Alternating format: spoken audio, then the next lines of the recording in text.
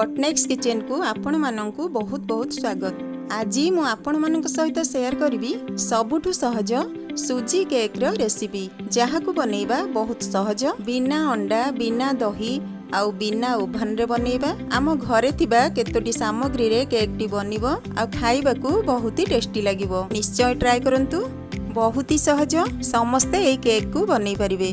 ताहले चलंतु स्टार्ट करिबा आजिर रेसिपी। सुजी रो केक बनैबा पई प्रथमे गोटे मिक्सिंग जार नहीं सेथिरे दबा गोटे कप सुजी, तापरे दबा 2टी गुजराती आउ आधा कप चीनी। जदि आपण मानकु अधिक मीठा दरकार ताहले आपण हिसाब रे नै परिबे। एबे ए सब को ग्राइंड कर नै आसीबा।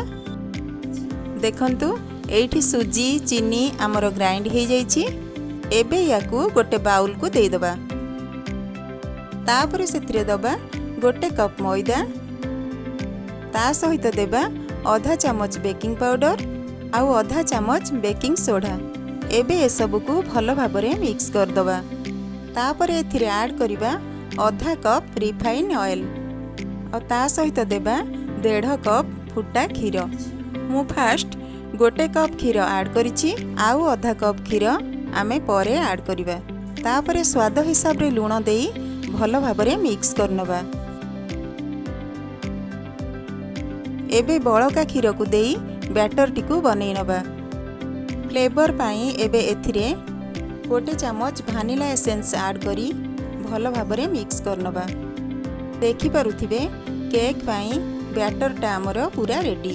केक को बेक करबा पाई एबे नबा गोटे केक टिन।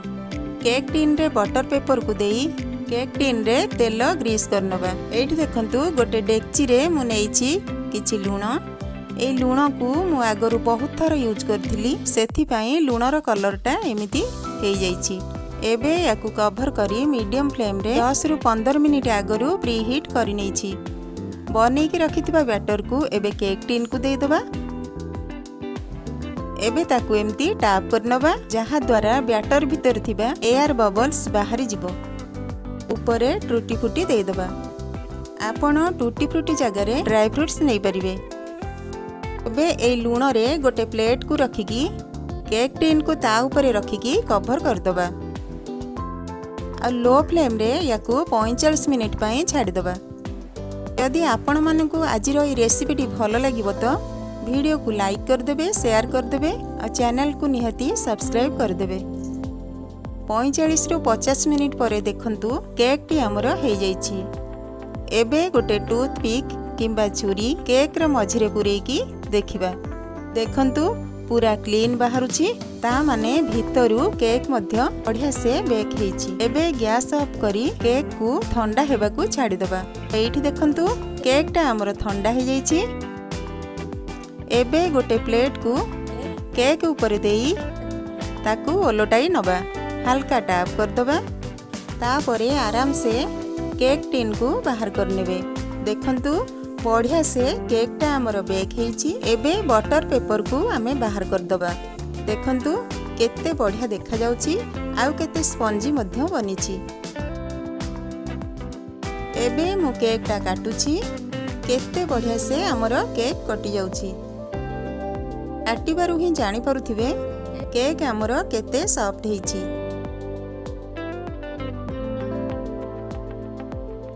आपण माने निहाती ए केक को बनांतु आउ बनिबा परे केमिति लागिला मो सह शेयर करिवे। छोट ठारू बड़ पर्यंत समस्त को पसंद आसीबो ए केक। तो आशा करूछि आजिर ई रेसिपीटी आपण मानंकु निश्चय पसंद आसीथिबो। आजि पई रहूछि, पुणी आसीबे आउ गोटे नुआ रेसिपी सहित। धन्यवाद।